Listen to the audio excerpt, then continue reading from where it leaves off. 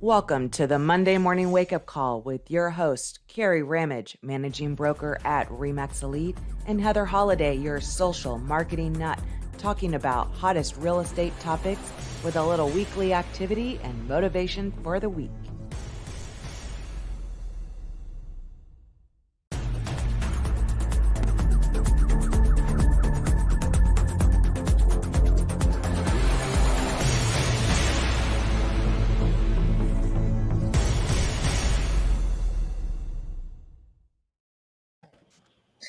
Good morning.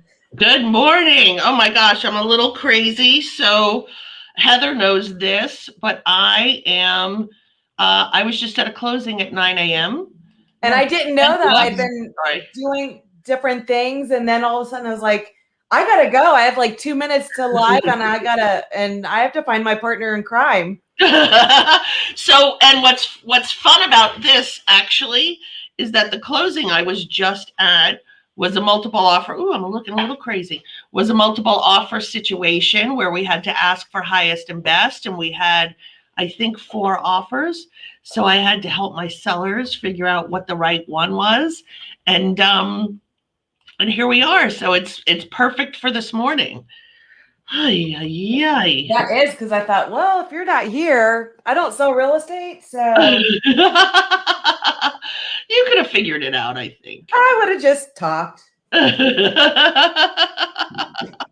don't know. I mean, there is so much buzz.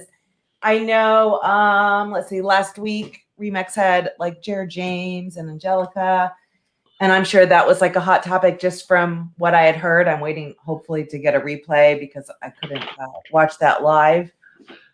But I see that in the different groups. I see people have their spreadsheets, and I mean, just everywhere seems to have different issues with this. And it's got to be hard because you don't know, and everyone's like, I hate the love letters, but I'm just thinking I probably would want a love letter.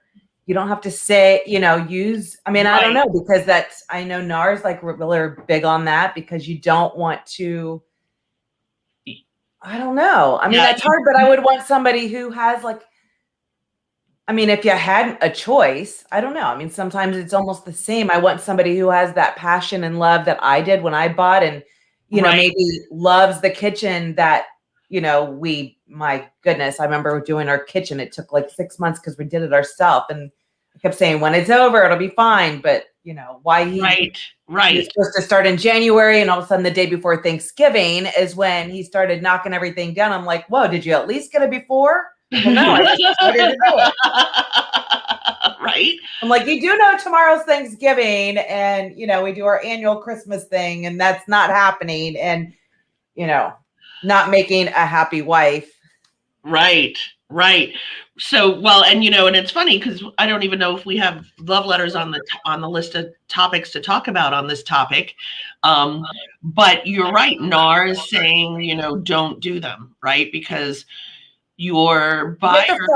I get the photo of that. Yeah, no photo, because your buyer could put something in there that could steer the seller to choose them or not to choose them. And then you could have a protected class situation. So NAR is saying that we shouldn't do them. But I know people are still doing them. And I agree. Sometimes it is just, we love your backyard or I love your backyard or whatever it is. But I will say at the beginning of this, one of my first closings when COVID started, we got love letters. And one of the love letters, the woman had a dog and the next door neighbor was kind of a pain. And one of the reasons the seller didn't pick the person with the dog is because he knew the next door neighbor would hate the dog. So you never know what somebody's going to pick you or not pick you for, right? So no, and that's 100% true. Yeah. I don't know. It just makes it hard. Yeah, it does. It is. It's so hard right now. So we all know we're in a crazy market, and it seems to be in most of the United States. Definitely here in Central Florida, because we have all the people coming from Northrop Grumman and L3 Harris who are being relocated here, which is interesting to me because many of them are still working from home. So it's like being relocated to work from home. But Okay. So we still have an influx of people, and we have a lot of building going on here. So it's, how do you, when you're in a multiple offer situation, how do you guide your seller to pick the right offer or the best offer? I mean, one of the things that's scary to me is when you get in this highest and best situation is the buyer just getting caught up in the excitement. And then do they wake up the next day and say, oh my gosh, what have I done? I have cold feet. We're seeing a lot, and I didn't look this morning, but we're seeing a lot of houses go back on the market after they were under contract and only for a couple days. So in many cases, the inspection hasn't even been done yet, so I don't know. It's hard. That's crazy. And I'm curious for those that are watching, if you do the love letters or if you have like a trick. I'd love to hear what everybody else is, right. What are you guys doing out there that's getting your offers accepted? So the first thing that from the listing agent standpoint, I think it's really important to set clear deadlines and let all parties know. And, it's funny. A lot of people know this. I'm very superstitious. So I will not even order a sign down for a property until we're at closing. Right. So I don't want to put in a listing, when it goes live immediately, highest and best due by Monday at whatever time. I don't do that until I start to get offers because I'm worried about that. Yeah. And that's great. And that's got to be so frustrating too. That just has to be so frustrating, because these buyer's agents, you guys are like, you almost have to drop your life to be able to get to a listing. Yep. And then you finally get one off. Because getting one accepted and 12 offers. So getting one accepted with 12 and then them backing out. Oh my gosh, I can't even imagine. Yep. Yeah. I can't either. I can't either. It's funny. I had one and we went under contract. There was only 2 offers, but we did the inspection and then my buyer canceled due to the inspection. But it wasn't really the inspection. It was things about the location of the house that she decided she didn't like. And her partner, he's told her, I'm not doing this again. You need to do all your research about where the house is and decide whether you want to. This one happened to be on a main road. And then she started looking at how many cars travel the main road. So, because it was on Courtney in Merritt Island. And that's what spooked her. And so now we're under contract for another house. But he said to her, before we sign paperwork again, you need to do all of your due diligence. So anyway, back to what I've been doing recently, and many of you know we have this new coming soon, which adds to the frenzy. I've been signing the listing for a Monday. I get the pictures and I put in the listing that it's going to go live on Friday, and they can start making appointments on Friday.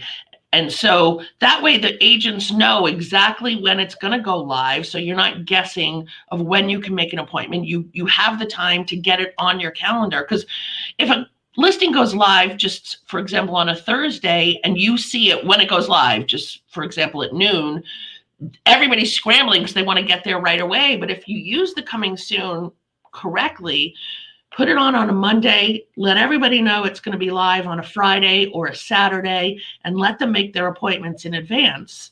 And then once you start to get showings and once you start to get off, I also put in mine, no sight unseen. Now, I don't really care if the buyer is out of state, but I want the agent that's representing them at minimum to put their eyes on the property, because we all know what you see in the pictures and what you see in reality are not always the same. And it could be the neighborhood. It could be, just driving through it may not, if you have kids and it's a busier road. The pictures of a house.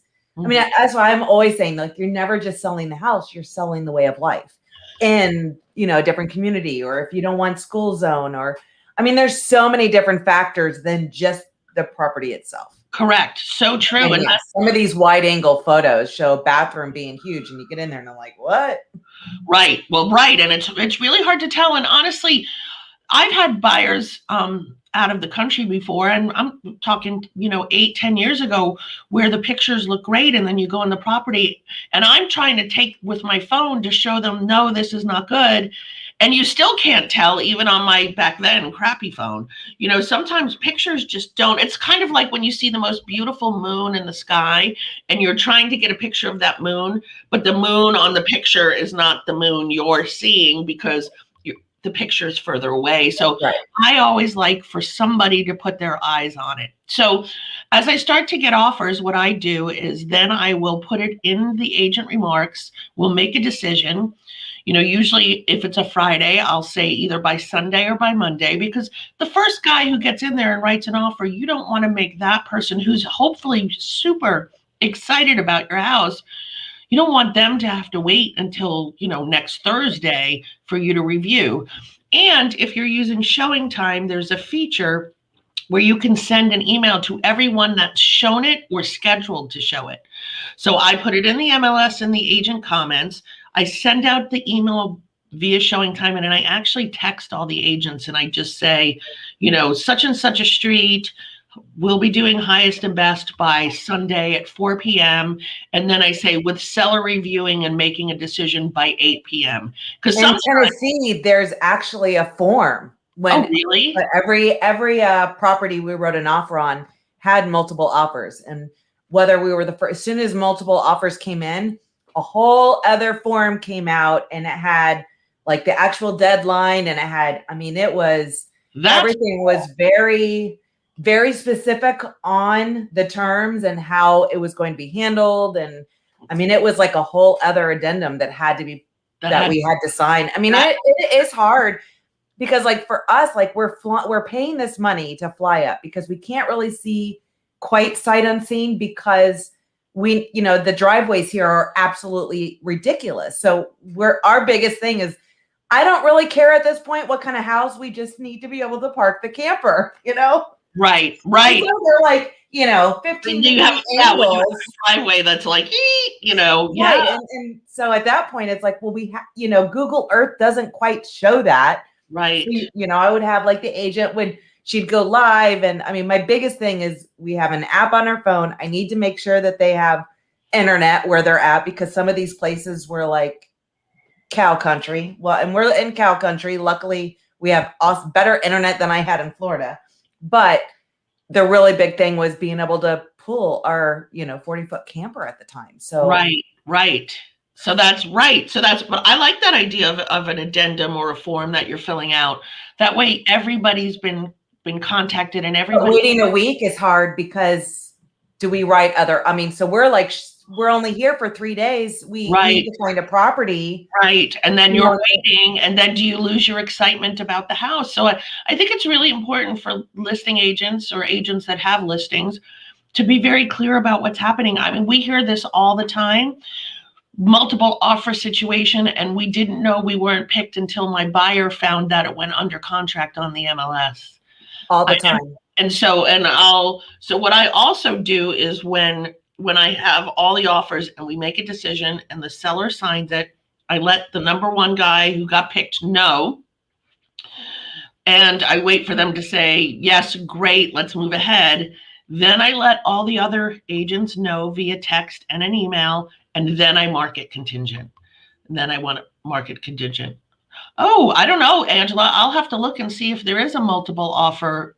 We might have one. I've never noticed, but if we do, I'm going to pull it up and suggest people use it. So now you're getting all these offers. Then what do? I start with a spreadsheet. So I've got a spreadsheet and I've shared it with everybody in our office that just says, closing date, price, escrow deposit, loan, inspections, appraisal contingency, who's doing the loan, because that's important too. If it's somebody, locally that has a proven track record, usually, that's an easier offer to pick if you have multiples. And sometimes you might get 5 offers that are so incredibly similar, all the same type of financing. And then, how do you choose? How do you know, like in this case, Angela said, where out of the 12 offers that you pick the one who really really loves it, and I had that happen to me recently too, Angela. I had the sellers, they're friends of mine. I go over there with the 5 offers. It was hard to choose, and offer number 1 got cold feet. And then we picked offer number 2, and that person got cold feet. And then we finally went to number 3, and again, all similar in price. They were just different in what they were doing. Offer number 3, we went to. Offer number 1 was financing, but was paying the most. Offer number 2 was the cash person, which my sellers were like, we should have taken cash. We knew we should have taken cash. And then the cash person pulls out. And then we went to offer number 3. And offer number 3, like, he loved the house. He wanted the house. Whatever inspection obstacles we came to, he wanted it. So he was going to make it work. So but you don't know unless you're actually maybe talking to these other agents and finding out about their buyers. Right. I mean, so how do you get to stand apart? And to me, like that love letter, I guess for me, I'm thinking even, like a resume, right? So when you're submitting your application or resume, that cover letter, I mean, when I used to have to go through, I mean, sometimes, you would just get hundreds and hundreds of resume. It was the cover letter that did it for me. So if you didn't have a cover letter, or it was the same, no matter what job, right, you just were kind of in the pile. But I mean, for me, it's like anytime I would submit a resume, I would always make it unique to that company. I've done my research, blah, blah, blah. And those stood out. I mean, right. Well, here's another thing that people are doing. I will say, whenever I send my offer, I send it with illustration of the offer details, all of the important things that are in the offer. I put it in an email. I do say I viewed this property with my buyer, or I'll say if they weren't with me, I'll say that, but I'll also qualify it with things like, I know this buyer well, we've done this, we've looked at that. I also, there was another one I was a multiple offer situation in, and the lender said to me, let me know when you press the button on send, and I'm going to call that listing agent and tell her how qualified the buyer is. That's a great, I love even just kind of like the recap, just making it simple. Yep. Kind of bullet points and, how you personally know them, or just baby, like it doesn't have to be that whole love letter or saying different classes or anything, just how much, they love that. Not even mentioning family or anything like that. Right. Just they love the pool, or they love the, oh, cool. We'll have to look at those forms later, Angela, because I never realized either that we had those. So, and I want to see if sometimes we have forms and I don't really love them. So I'll take a look when we're done with this. So I put everything on a spreadsheet, and sometimes, like I said, with that one, it was a hard decision. The property that I'm closing today, we had 4 offers, I believe, and one was just clearly the winner. So, to me, I went to the seller's house that night, and I said, normally I print out all the offers that way, because if I don't know which one you're going to choose, we want to make sure we're ready to sign it.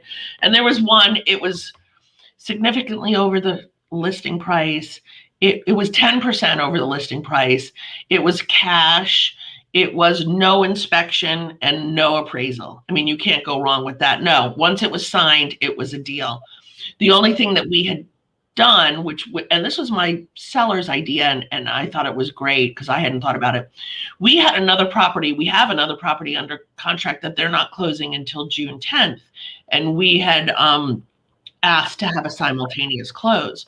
Well, when we got this cash offer, he started to worry a little bit. What if they back out? I was like, well, they'll lose their escrow deposit. And he goes, yeah, but somebody who's paying cash is losing an escrow deposit, even if it is a big one. Do they have that cash to waste, right? So are they not as worried about losing it? He said, why don't we see if they'll close quickly? Like, let's close as soon as we can. So I just countered the buyer's agent, and I said, can we do a closing, in 14 days? And she said yes. And I wanted to get this signed that night. I wanted to lock it down. And she was not in her office. And I said, if I make the change on the contract, I'll send it back to you to have the buyer sign. And she said, let's one better. I'll give you the buyer's email address. You send it to her to initial, because I'm not near a computer right now, and literally sent it to the buyer. The buyer initialed the date change and we were good to go. So, but I understood why he was a little worried. I mean, and this buyer, in this instance, this cash buyer, she did not see the property until yesterday when we did the final walkthrough. So,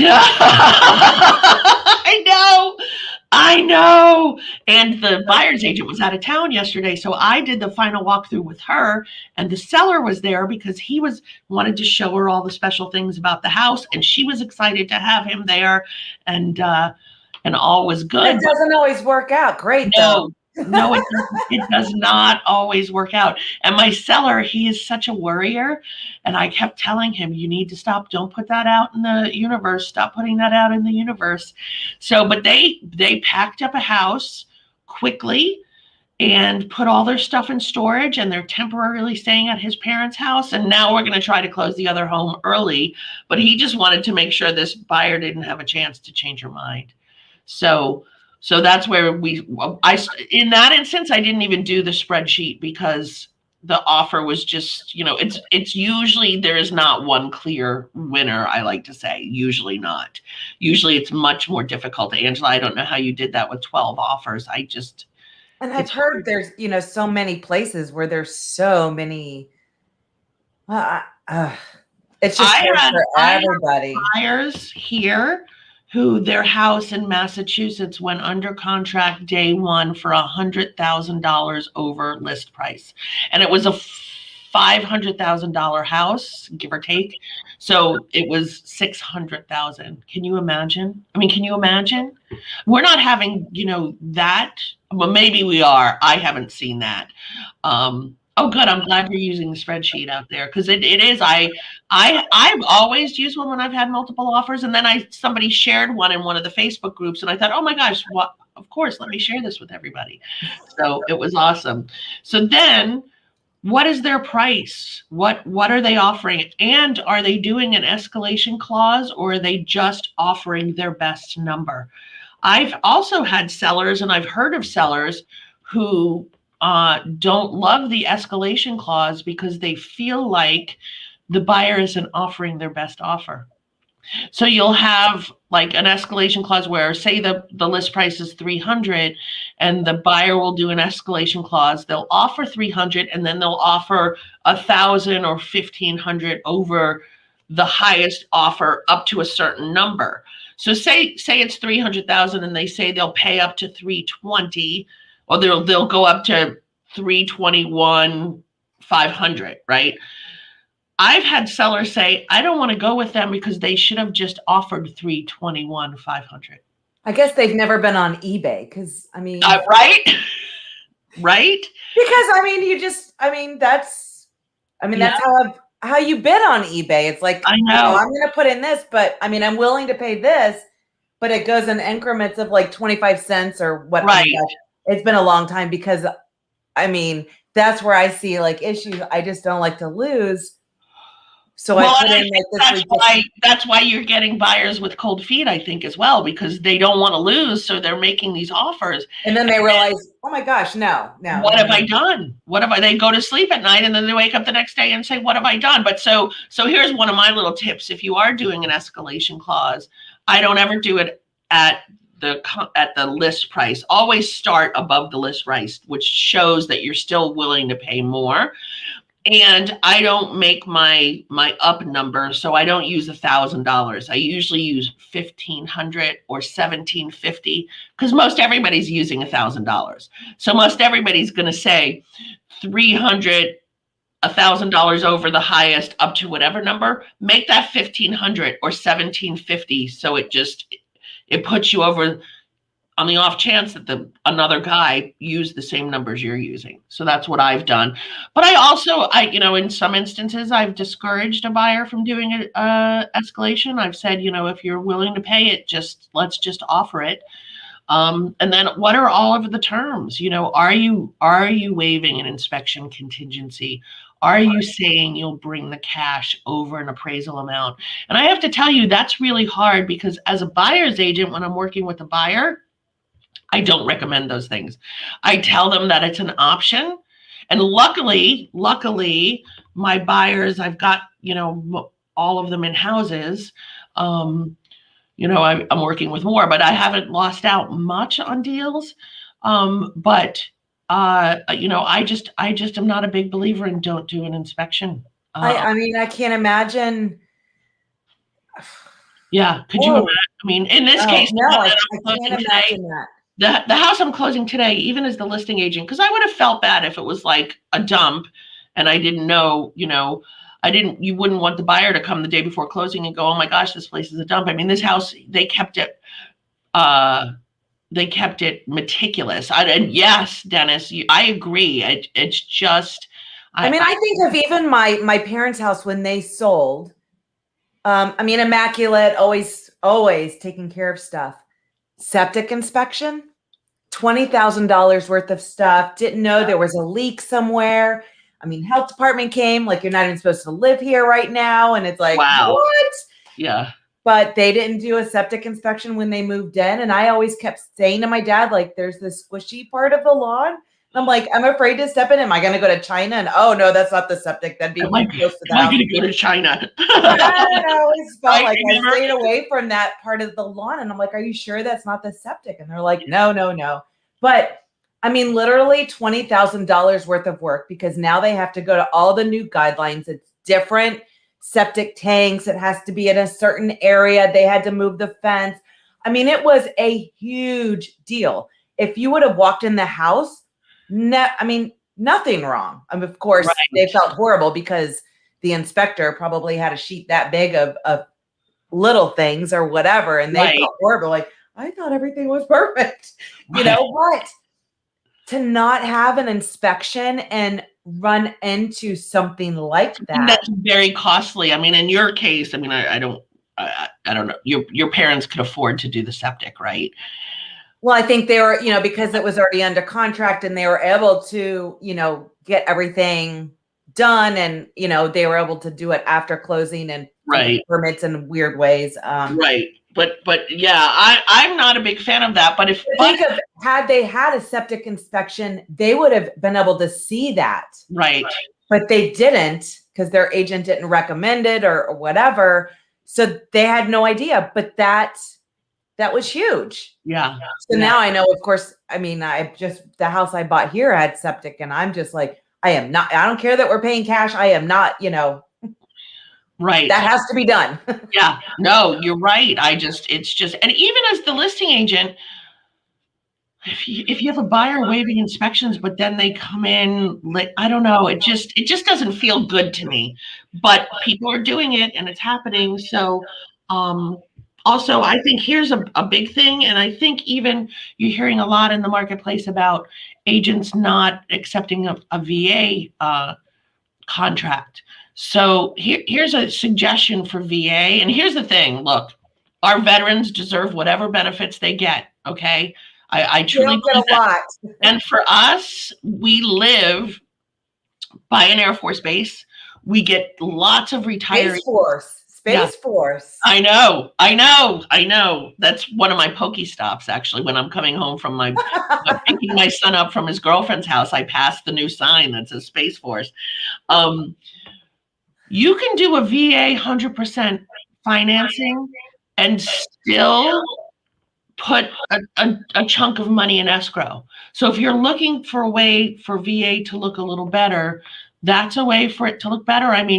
Right now, interest rates are so low. Why wouldn't a veteran use their VA benefit? It makes sense. So I would ask listing agents, give those people a chance too, and as a buyer's agent, suggest that your person put more money into escrow, and they can waive any deficiencies on the appraisal if they want. The VA says that the buyer can cancel because of it, but the buyer is still allowed to bring the money to make up that deficiency. Here's another thing that I think: your reputation as an agent matters. And so some of you listing agents out there that are not responding to people, or not putting the being fair in your putting out the information about multiple offers, it's going to come back to bite you at some point. I hate to say that, but you're going to have a buyer and you're going to put an offer in, and your reputation is going to make that buyer's offer not get accepted. You know, I mean, I'll counsel my sellers and I'll just say, I've worked with this person. They know how to get a deal done. I've worked with this it matters. And I know there are times that I have had my buyers' offers accepted because the agent on the other side knows me, and they know that I don't want to say don't play around, because you don't have that much control over your buyer and what they do, but they know that I counsel my customers and my clients very well, so they understand the process. They understand what's going to happen. Let me go back to the terms. What I also do many times is I will pre-book the inspection. So I'll call, I talk to my buyer about, here are my 3 or 4 recommendations for home inspections. Do you want to call them? Do you want me? And then I'll call them and get the prices, and I'll find out what day they have available. And then I'll send those to my buyer as we're working on the offer and say, which one do you want to go with? And then I'll pre-book it. So in that email that I'm sending, I say, oh, and we have an inspection already scheduled for Tuesday at 4 with such and such inspector. Right. That's another way. That's another thing to help. And and then the other thing, is it cash or is it a loan? And I touched on this a little earlier. Sometimes you'll have a buyer that comes to you pre-approved with some out-of-state or out-of-town lender, and I just tell them, this is great, we can use this, but I just want to warn you, hello, New Jersey, I hope it's nice and warm and sunny up there today. But I'll say, around here, it's kind of frowned upon to use out-of-state lenders, and a lot of reasons for that is contracts in, let's just say, the Northeast and New Jersey, a little bit different than we do here. We write the contracts here. We're not an attorney state. It's one title company, takes care of both parties, and we write the contract. So once everybody signs, it's legally binding, and our closing date is our closing date, or for the most part it is.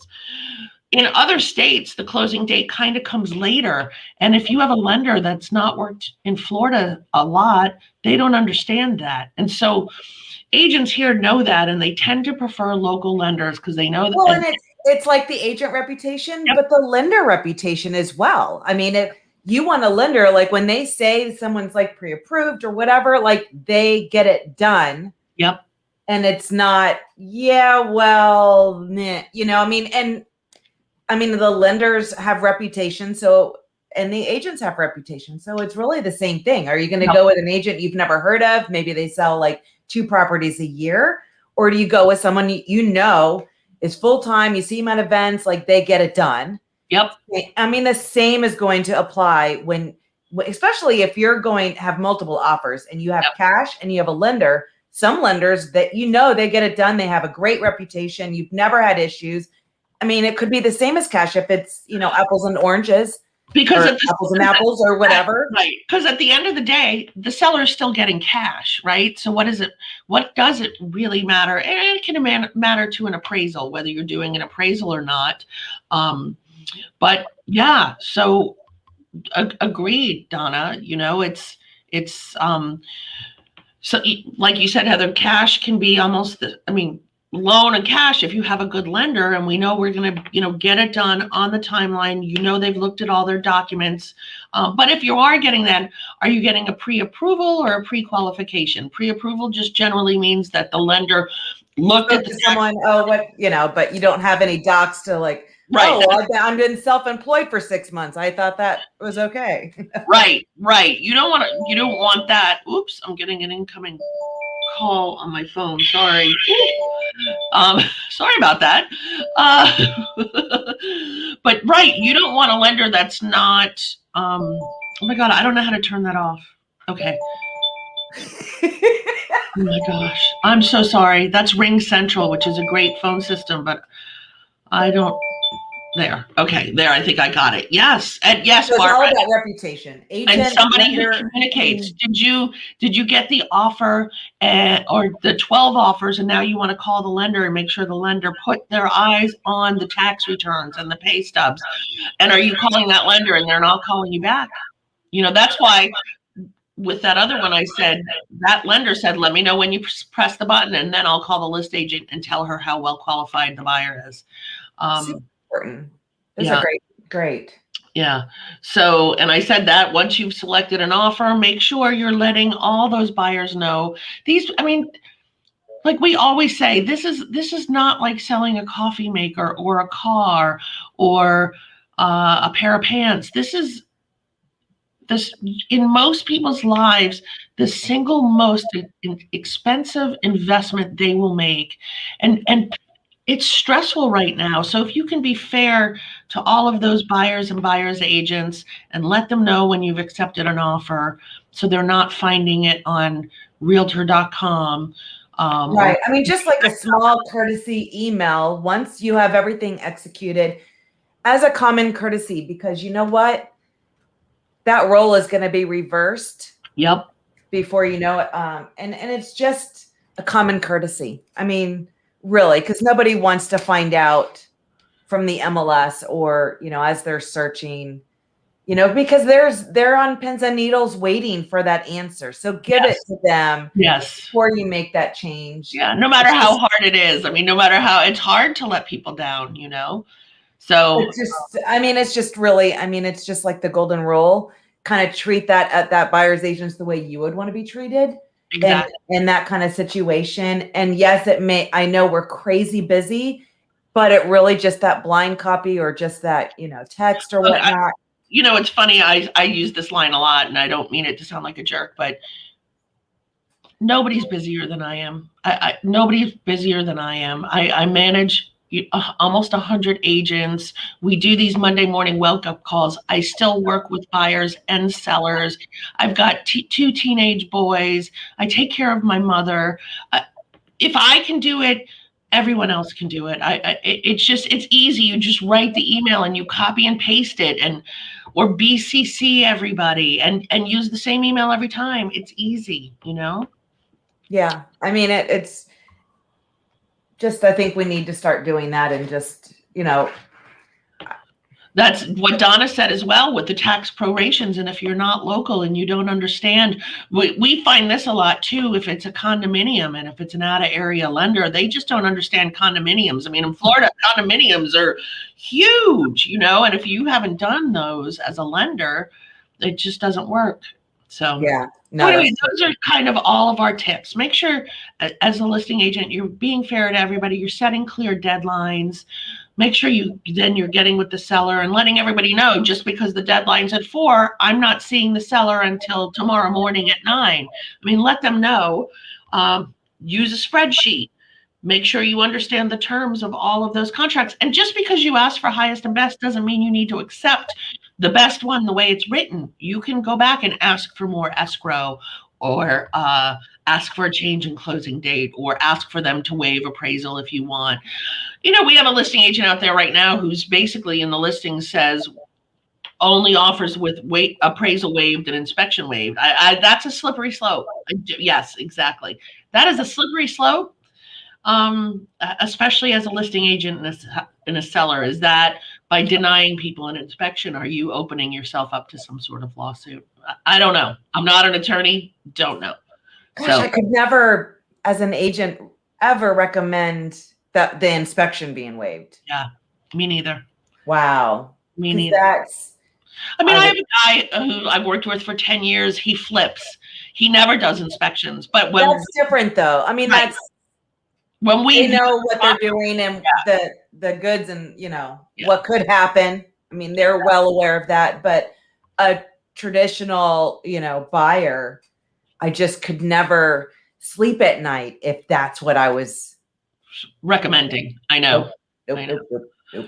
Nope. So for today's weekly activity, Which 3 areas in your life need some attention, and take action steps to change your future. And for me, it's one of those things is always the same, and it's the going to the gym and working out. It always needs attention for me. I'm doing really good. Finally, after like 3 years, is that, taking that time to recharge. Yep. And I've been doing a lot of that because last year I was, it was just 12, 14 hours a day sitting at my office, and I am making it a thing. So every other weekend, just recharging and going camping or whatever. And Which is awesome. Fresh air. Yes. And I went to the beach yesterday, and then went to the final walkthrough in my bathing suit and my cover up, which I didn't think was all that strange, honestly. I got there and I said, "Excuse me, everybody, but I just came from the beach." Like, the thought to go home and then change made no sense. And then I met some friends for some dinner and drinks, and who are also agents, and they were like, "Are you crazy? You went?" And I was like, "Yeah, this is Florida. What are you talking about? Of course I went in my bathing suit and cover up. Like, why wouldn't I?" Anyway. Yeah, I don't know about that one. I don't know. I wasn't in my cover up is a dress. I was covered. So words of wisdom this week. It's one of my absolute favorite quotes. And I've learned that people will not forget what you said. People will forget what you did, but people will never forget how you made them feel. Maya Angelou. That is one of my absolute favorites. And that just kind of goes with, if you're a listing agent, selling agent, working with whoever's, it's all about that experience. No shortcuts. Make sure that you're doing the right thing. Just because you're busy, keep that experience up here, because your reputation matters, and how you make people feel. So Exactly. So I think until next week, we have a bunch of other. Oh no, next week. Is next week Memorial Day weekend? I don't know. No. I don't know. Is Memorial Day the 24th or the 31st? I think it might be 31st. Oh, it is? Okay. Yes, so we're good. So we'll be gone on the Memorial. We have off that day because I'll be camping in Florida in the heat. No, so we'll be around next Monday for sure. I have no idea what the topic is. I'll have to go look, but I'm sure it's a fantastic show. So until then, wake up, kick ass, and repeat. See you guys next Monday. Bye.